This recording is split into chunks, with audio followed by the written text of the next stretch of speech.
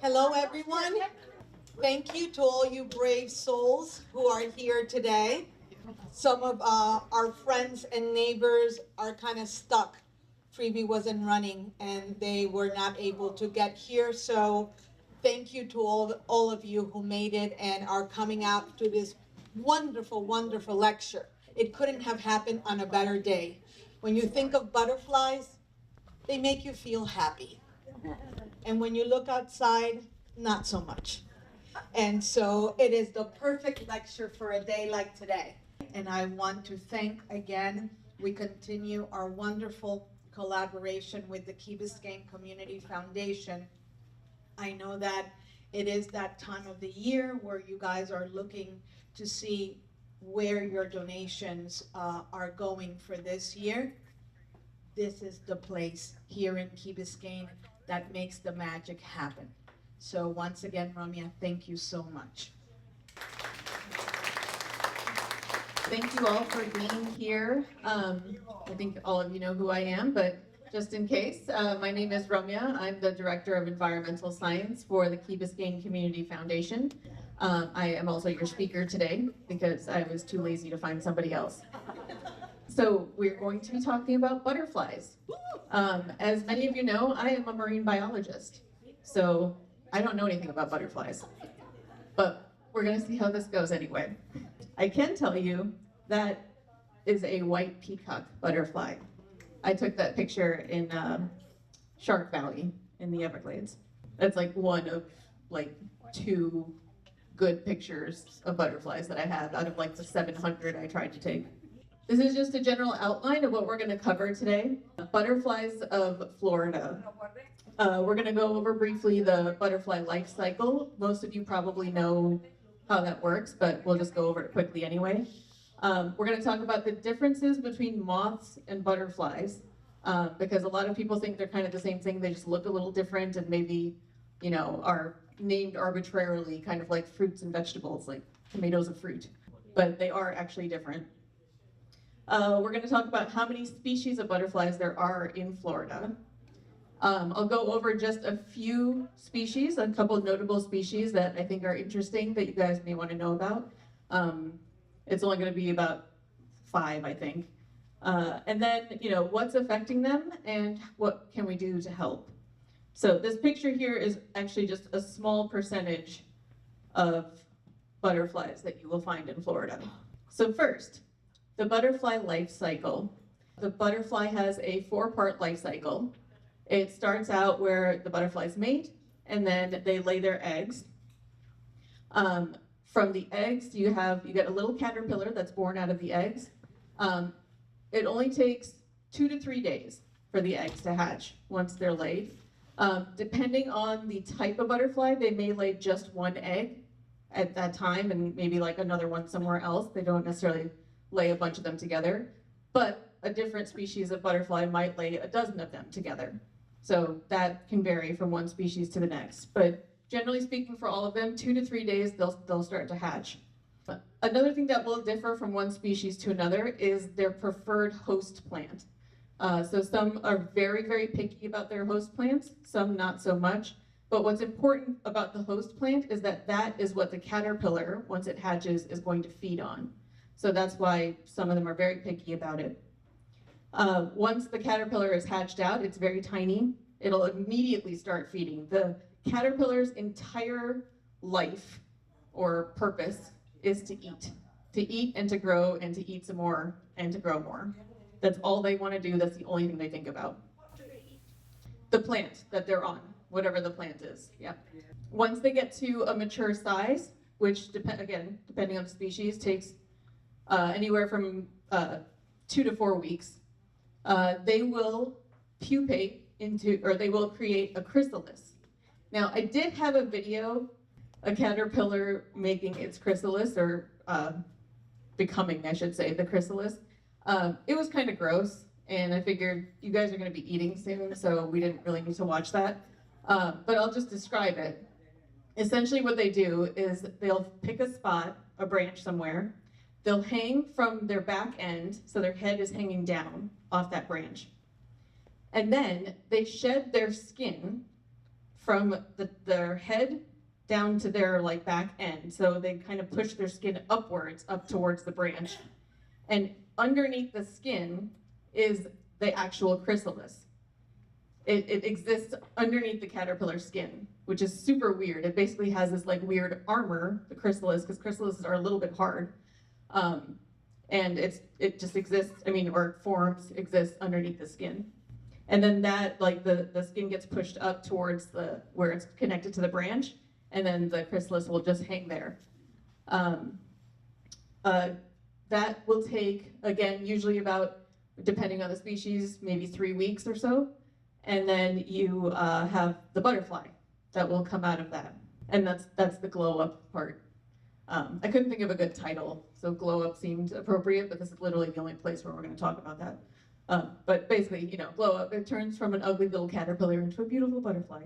All the butterfly species will follow this same life cycle. So egg to caterpillar to chrysalis to butterfly. Some of them have other kind of weird things that they may also do in addition to that or in between those. But all butterflies pretty much follow that life cycle. A couple of notable ones, and I'll talk about them later and explain kind of the weird things they do. Zebra longwings, the Atala butterfly, and the giant swallowtail. Those are all, and there's more that have other strange things that they do, but we only have so much time. So the differences between moths and butterflies. Now the reason I wanted to put this in there, one, because I just wanted to make sure, they're both in the same family, Lepidoptera, but there are very significant differences. I was having a hard time deciding what I was going to include in this lecture. At first I was like, oh, maybe I should do moths and butterflies. And then I was like, oh, maybe we should just do pollinators altogether. But I realized that the more I thought about it, the more I was lengthening the lecture. And I can't keep you here till dinner time because we only catered lunch. So I scaled it back again to butterflies. But I do want to talk a little bit about moths. Basically, there's very obvious visual differences. Moth antennae they tend to be kind of fuzzy or like comb-like. They kind of extend outwards more. Whereas butterflies have very thin, slender antennae. They're just a little stick, and they usually have a little kind of nub at the end of them. The bodies of moths tend to be hairy or fuzzy and kind of stout. They tend to be a little kind of short and fat, comparatively, whereas butterflies are long and slender in the body. One of the big differences is how they hold their wings in the resting position. Moths tend to keep their wings flat. They might fold them against their body, but they tend to stay down or out and flat. Whereas butterflies will fold them up in half. So like from here, they'll fold them like that. And moths generally are not able to do that. So that's another definite way that you can tell. But then a very obvious one is when you're looking at the caterpillars or the cocoon or chrysalis that they create. Moths make a cocoon out of silk, like a spider silk, but they'll wrap it around themselves. And if you see a fuzzy white silk cocoon, that's going to be a moth. But the hard chrysalis is not spun from silk, as we mentioned. It's literally underneath the skin of the caterpillar.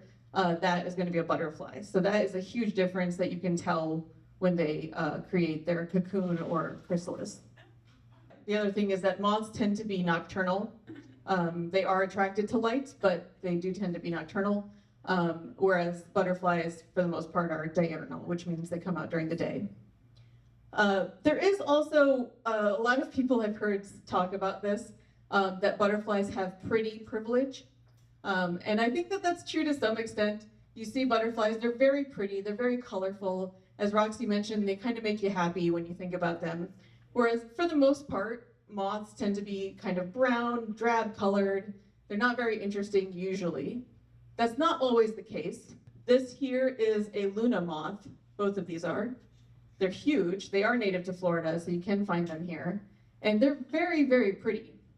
You can also see really clearly that kind of fuzzy antenna I was talking about. They cannot fold their wings up. They keep them flat like this when they're resting. The pretty privilege idea is kind of true. For the most part, that is the case, but not always. There are some very pretty moths. More importantly, however, at least as far as I'm concerned, moths are annoying. If you've ever been sitting outside on your back deck, on your patio, on your balcony, and you have a light on, you are swarmed by moths, and they're very irritating. And they also just, I don't know, they're around much more than a butterfly doesn't fly in your face or like buzz you when you're sitting outside or whatever. So I found this funny video. I thought I'd show it to you because it's kind of hilarious.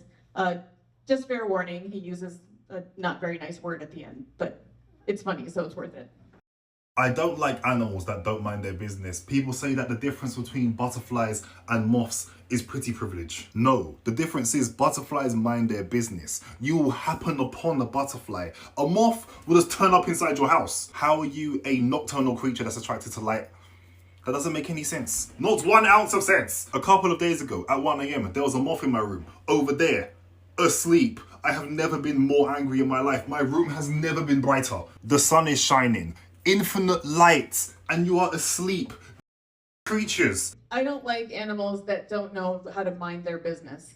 He's like, butterflies mind their business. You just happen upon a butterfly. You run into butterflies, you see them. Moths get in your business.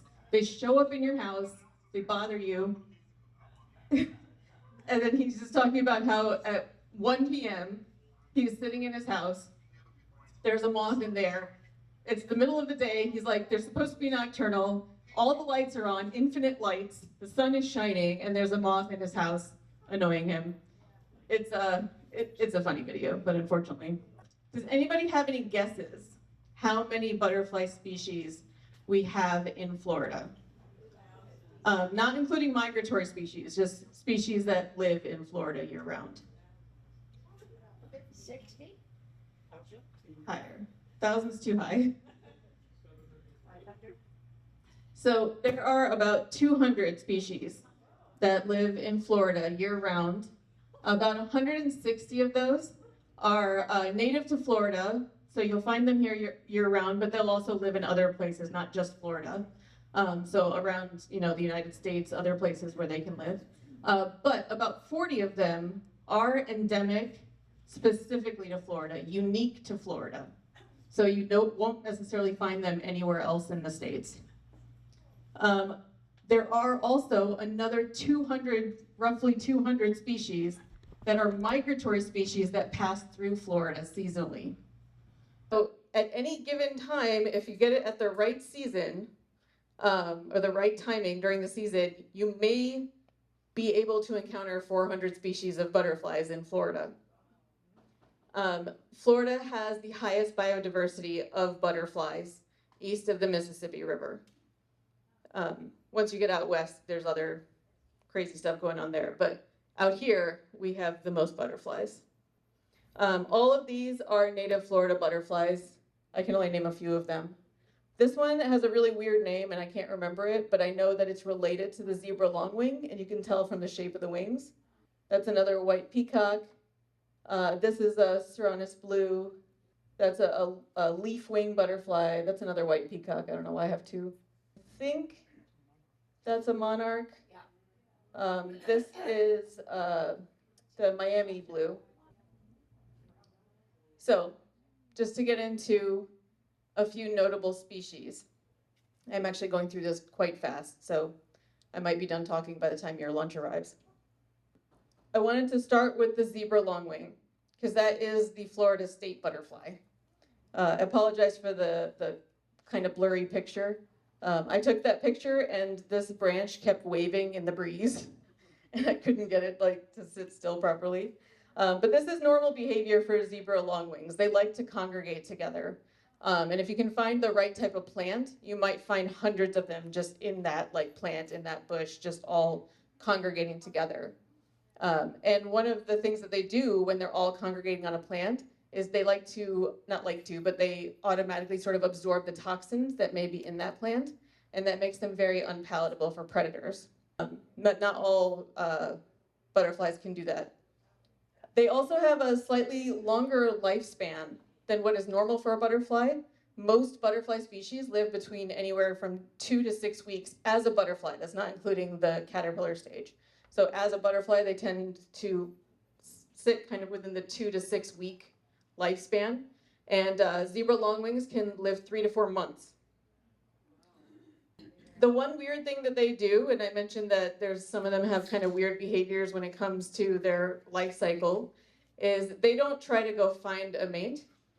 They will sense a female within the chrysalis before she's come out and pupated and come out of there, and they sit on the chrysalis and wait. And as soon as she comes out, he'll mate with her before she even gets to unfurl her wings and take her first flight. It's a little bit creepy, but you know, they're insects. I don't know that we can apply our human ethics to their behaviors, but it's weird. Swallowtails are very common, depending on the type, around Florida. The Shaw swallowtail is actually one of the most endangered species of butterfly in the entire United States. It was also one of the very first insects to be added to the federal endangered species list. At one point, I believe it was 2012, the scientists that were studying it were only able to find 4 wild adults in their habitat. They have since tried to catch as many as they can. They have been doing breeding programs and releasing both caterpillars and pupated adults. And now they number more in the hundreds. So they're still very endangered, but there is quite a few more of them than there was. And you generally only find them in the Keys. You won't really find them. If you find them in the mainland, you're very lucky, but they don't usually come up this far. The pipevine swallowtail is this beautiful blue one here.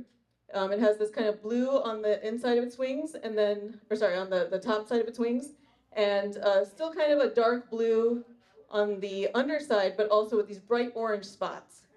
It is another kind of swallowtail but this one, while it is native, you do find it in Florida, you also find this one all over the United States. I remember, I'm from Indiana, moved here a long time ago, but I have seen them all the way up north in Indiana too. So they're kind of everywhere. But they're very, very pretty swallowtails. And then you have the giant swallowtail. That's a giant swallowtail, that's my hand. So if you can kind of imagine, this is my hand. The swallowtail is like 5.5 inches across, maybe almost 6 inches. It's huge. It's a really, really big butterfly. This one was just hanging out in my parking lot on the ground, so I picked it up. I didn't want it to get squashed by a car. It is Florida's largest butterfly species. They can get quite big. They're not endangered, unlike a lot of these other ones that are endangered. So when it comes, again, when I was talking about kind of some of the weird things that they do during their life cycle, giant swallowtails in particular, their caterpillars look like bird poop or lizard poop, which kind of looks similar. And obviously that is a defense mechanism because birds and lizards are not going to eat their own poop. So hopefully, you know, that's something that they can do to protect themselves. The other thing that they do, and this is something that's true for all swallowtails, is that if the bird poop defense isn't enough and they are being harassed by some predator or scared of something, they can release this organ. It comes out, it looks kind of like a forked tongue, like a snake, and it stinks. It smells really bad. And I have a little video to show you. So you can also see how it looks like bird poop. So again, the sound isn't going to work, but she's just explaining. Oh wait, the sound on this one works, kind of. So this is a swallowtail caterpillar, and its first line of defense against predators is trying to look like a piece of bird poop. And that's because poop carries diseases, so birds try and stay away from their own poop. She's saying the same thing I said. It looks like bird poop because birds won't eat their own poop. So it's a defense mechanism.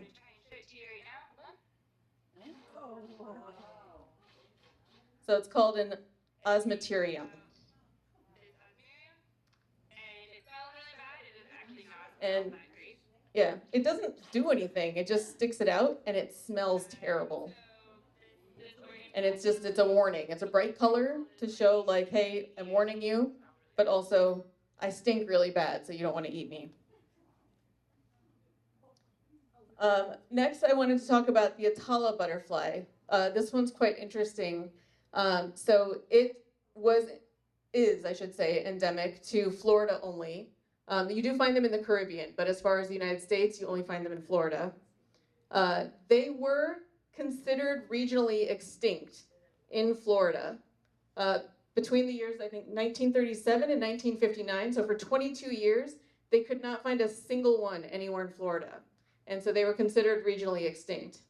And the reason for that is because they only use the kunti palm for their eggs and for their caterpillars. And the kunti palm was a very popular plant, and it was way over harvested. So they lost their habitat, they lost their preferred plant. And so they weren't able to reproduce, hence that caused their disappearance. What changed is that people like to use kunti palms for landscaping. They're very hardy plants, they're easy to keep, they're, nice looking for the most part. That's a kunti palm. I mean, it's unremarkable to me, but people really like them. And so they've been planted all over the place. And now, not only has the Atala butterfly come back and rebounded, they are in some cases considered a pest because people do their landscaping, plant all these nice kunti palms, and then all of a sudden they're getting eaten by caterpillars. So it's kind of a weird story. So it went from basically essentially extinct to now a pest. Somebody asked about the Miami blue earlier. You may have heard of the Miami blue. It's a very well-known species, even though it is extremely endangered also. It used to be all around the coastal areas of Florida, from Daytona Beach all the way down and around the peninsula up to Tampa. You would find it all the way around the edge of Florida. Now you don't find it anywhere on the mainland. It does not exist in the mainland. And I just want to point out, this is not a Florida blue. That's a Serenus blue and is often confused for a Miami blue. I just want to put that up there so you can see the difference if you happen to see one. You're not probably seeing a Miami blue. So they have these dark areas on the edges of the wings and these orange spots down here. And this one is just kind of all this kind of bluish lavender color. The female Miami blues can lay up to 300 eggs in their lifetime, but they only lay one egg at a time. And so that's one of the reasons that it's very hard for them to bounce back now that their population has gotten so low. So they used to be, as I mentioned, all over the edge of Florida, all over the coastal regions. And now you can only find them in two isolated populations in the lower Keys. They're both in wildlife refuges. The Key West National Wildlife Refuge and the Great White Heron National Wildlife Refuge. Those are the only two places you can find populations. They are also doing habitat restoration and planting more of their preferred plant. I think it's the nickerbean and a few other similar types of plants that they like. They're not as picky as the Atalas. They don't just have one plant. They have at least 4 or 5 that they like. So they're trying to sort of reestablish other populations in other areas. So I don't think they're doing the breeding program like they did with the other one, but they're working on them. They're not extinct. Hopefully they won't go extinct. And the monarch. This is the last butterfly I'm going to talk about, but it's because I'm going to spend quite a bit of time on the monarch. I think probably we've all heard of monarch butterflies. They're the most well-known butterfly in the United States, probably. They have a very, very interesting life history. There are resident populations of monarchs in Florida that live here year-round. They don't migrate. However, that is not a natural part of their life history. They did not used to live here year-round. They do now because due to climate change, the weather is a little bit more palatable for them to stay here all the time. But also, a lot of non-native milkweed has been planted everywhere. So that keeps them to staying here. And while that may not seem like a bad thing, what they found in studies is that the resident populations tend to have higher disease rates, and they develop into smaller butterflies that are weaker. So even if they wanted to migrate, they probably wouldn't be able to make that travel. But since they are still the same species, when you have the migrating monarchs that come through, they will interbreed with the resident populations.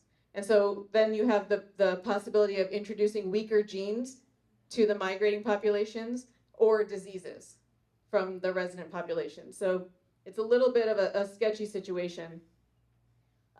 This is, I don't remember what it's called now, but this is one of the native milkweeds. This is the tropical milkweed. It's very pretty, which is why people are planting it. However, it is not native, but because it's not native, it likes the climate here. It blooms all year round. It doesn't go in and out of bloom the way the native milkweeds do. So that's why you have these monarchs that stay here year round instead of migrating. As I mentioned, they have a very interesting life history. Their migration is incredible, what they do, and I'm going to talk about that. And it's an insanely huge migration, especially when you consider that these are butterflies. They get blown off course by a breeze, and they literally travel hundreds of miles, and they do it over the course of several generations. So, but before I get into that, I just wanted to show you this. These are some of the monarch mimics. They're lookalikes. And so you have the monarch is the very first one there. We call this the royal court because they're all royal court, I guess. The monarch, you have the viceroy, the queen, and the soldier. Now you may notice that the queen and the soldier, when you look at them, you can pretty much tell that's not a monarch, right? They look very different from the top. But when you look at them from the side, they very much look like a monarch. This is the soldier here, and that's the queen. So if you see that from the side, you may not know that that's not a monarch. They all look very similar from certain angles. And the reason they do this is because monarchs are poisonous, and they are trying to mimic that so that they don't get eaten by predators either. So for this, to talk about the migration, we're only going to be talking about the eastern population of monarchs. There is also a western population. They generally stay to the west of the Rockies, and they have a different migration pattern. But because we're in Florida, we're really only interested in the eastern migration. So this happens over the course of 4 generations of monarchs. And that's really what makes it interesting, because it's not like people where it's like, oh, I'm heading out west, and if I don't make it, my son will carry on because I'll tell him what to do. As far as I know, butterflies don't talk to each other. So, but somehow they all seem to know what to do. So starting in March, down here in central Mexico, you have hundreds of thousands, possibly millions, I'm not actually sure what the population is, of monarchs that have been there over winter.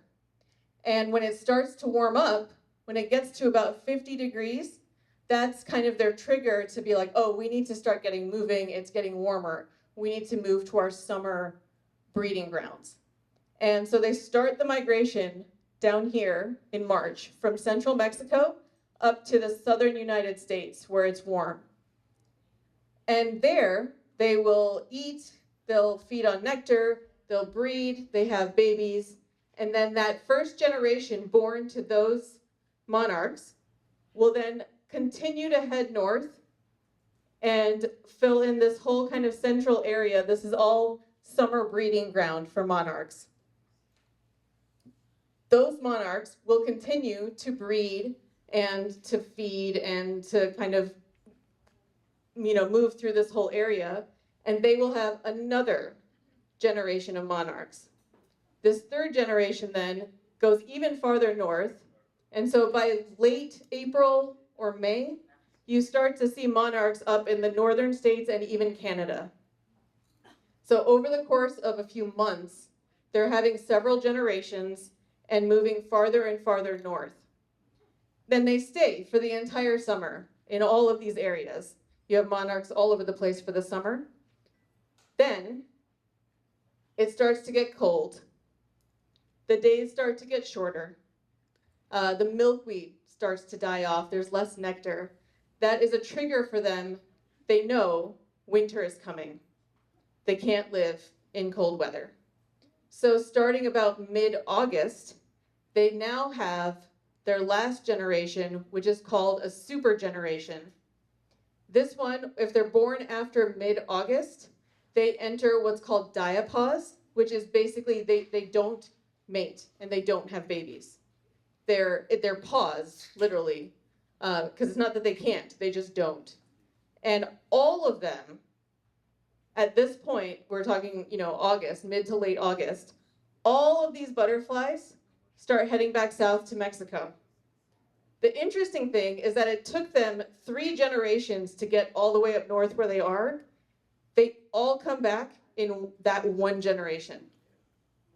The weirdest thing, as I mentioned earlier, butterflies tend to live 2 to 6 weeks. These butterflies, this specific super generation of monarchs, can live up to 9 months.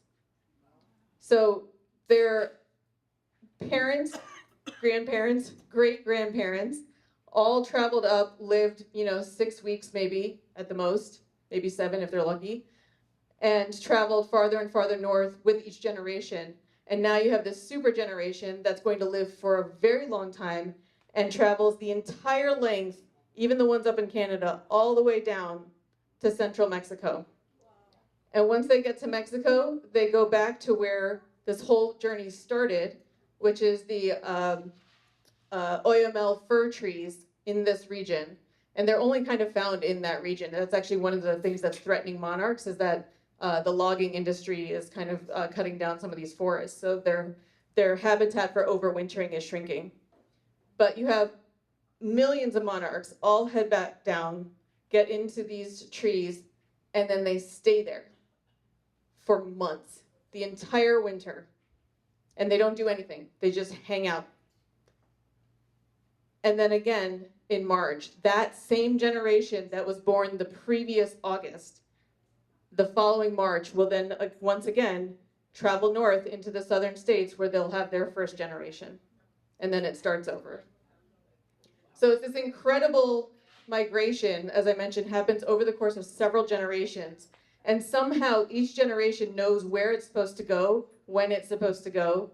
And then this final generation knows to return back to where its great-grandparents came from, which is weird. If there's no, as I mentioned, as far as I know, butterflies don't talk to each other. They don't have an oral history that they pass down through generations. Maybe they do, I don't know, but they are bugs. It seems unlikely. But somehow they know where they need to go. Not to mention the fact that they're born and they know that, the diapause is triggered automatically, and they just live for the next 9 months, assuming they make it all the way back down. It's a very, very crazy life history that they have. And they do this every single year. So I have a video. It's fine if the sound doesn't work on this because it's really more visual. There is a weird little hummingbird that they keep showing, and that's the camera that they're using to film this. So this was filmed in the forest in Mexico where they're overwintering. You see how these trees look kind of fuzzy and weird? Those are all monarchs. They're just completely covered in monarchs. Those are all monarchs. It's not a hairy tree. It's covered in butterflies. See, when you look at it up close, you can see them all. They just hang there for months until spring comes.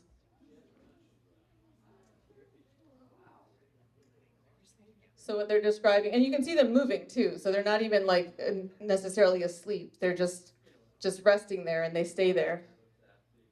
And then as it starts to warm, they start to feel the sun coming out. It's getting warmer. It's telling them that spring is coming.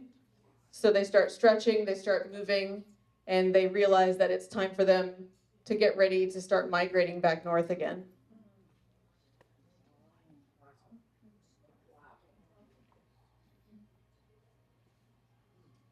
It's pretty incredible. It turns into just an unbelievably huge swarm of monarch butterflies. And as far as we know, this is the only forest that they go to. So if this forest were to disappear, they would no longer have that very important overwintering step in their life cycle, or life history, I should say.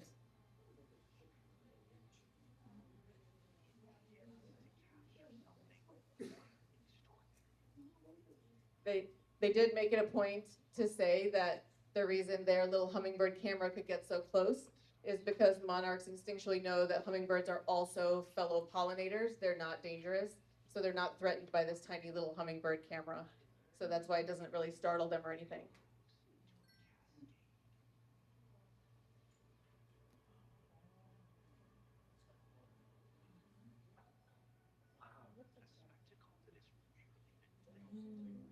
There's the swarm. They're all taking off at once to head north.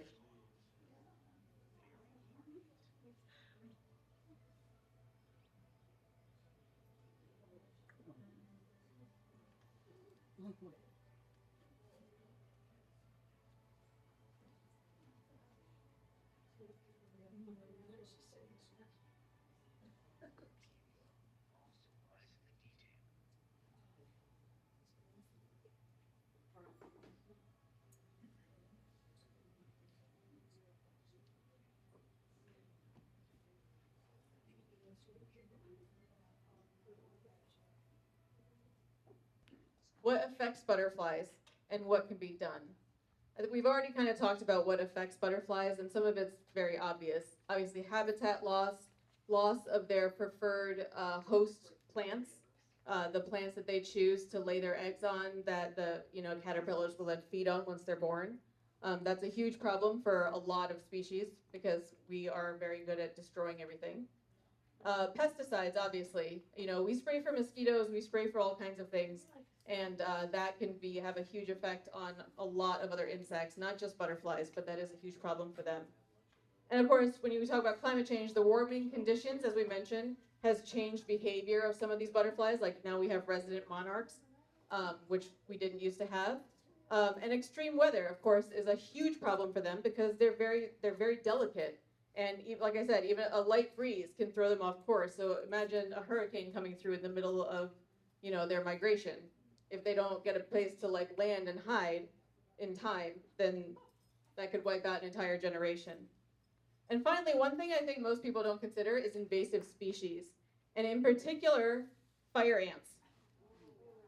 Fire ants from South America, as many of you know, they are here in Florida. They are in a lot of different places in the States, actually. I think they're also in Texas and a lot of the southern states in particular. But they will attack and feed on the caterpillars.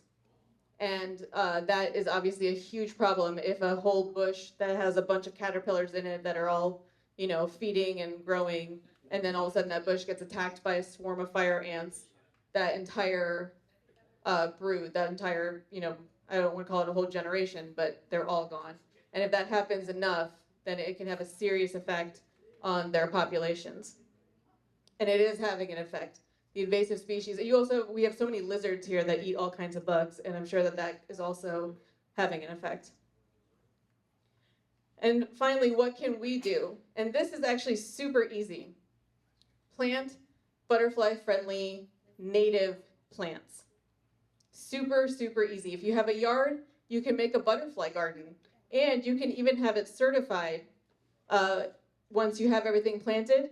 Go to the North American Butterfly Association, tell them what you've done. There's a whole form you fill out, and they can certify it as a butterfly habitat. And once it's certified, nobody can make you get rid of it. If you are looking for examples of what kind of plants you can buy or plant or whatever, the Florida Wildflower Foundation is a really great resource. They have dozens and dozens of plants listed there. Local nurseries are usually very knowledgeable about that too. And often a lot of these plants you can get for not very expensive. If you don't have a yard, if you live in a condo, you can talk to the condo association about planting butterfly-friendly plants in the landscaping around your condo. You can also keep them in pots on your balcony. Butterflies will go surprisingly high. So there's a lot of things you can do, and that's really the biggest thing that they need, is they need their host plants and the native plants. Especially, so it's important for the migratory ones that are looking to feed as they're moving, and the local ones that need their host plants in order to continue to reproduce. And it's really the only thing that we can do, but it's also a very simple thing to do. It's just plants. That's it. There's not really, I mean, I suppose you could spray less for mosquitoes. That'd probably be helpful. But plants are easy. And that is it. Oh, I also grabbed this video online. So this is in China, and apparently this is a very common fun activity that older men in particular, like to do. And those are real butterflies that are following his little string. So it's just a little tutorial. It's very simple. You just make a little circle and attach it to a string and then wave it around. And certain types of butterflies, I guess, kind of find this interesting, and then they'll just follow you around. I'm like, I have to go to Bill Bags or something and try that. See how many butterflies I can get to follow me home. But anyway, yes, go ahead, Ann. I'm just curious, you said there was 100 species in Florida. Are certain species certain parts of Florida, or are they all over? Yeah, it depends on the species. Some of them are farther north in Florida. They may not make it all the way down here. Some of the endangered ones I spoke about are only in the Keys. And a lot of them stay just kind of farther south. As I mentioned, the Miami blue used to be only on the south part of Florida, like the southern half, and only along the coastline. You wouldn't find it inland because they live along the coast. And now that they're no longer on the mainland, you only find them in the Keys.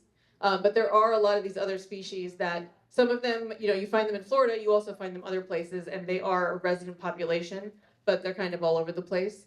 But yeah, so it depends on the species that you're looking for. Some of them may be over the entire state. Some of them may be in certain areas, like farther north or towards the middle, or. The middle part of Florida isn't as populated and is more wild, so to speak. Yeah, large portions of it. Do you have obviously more butterflies in that area than you do in the south? It's hard to say because the different species can also adapt to different circumstances.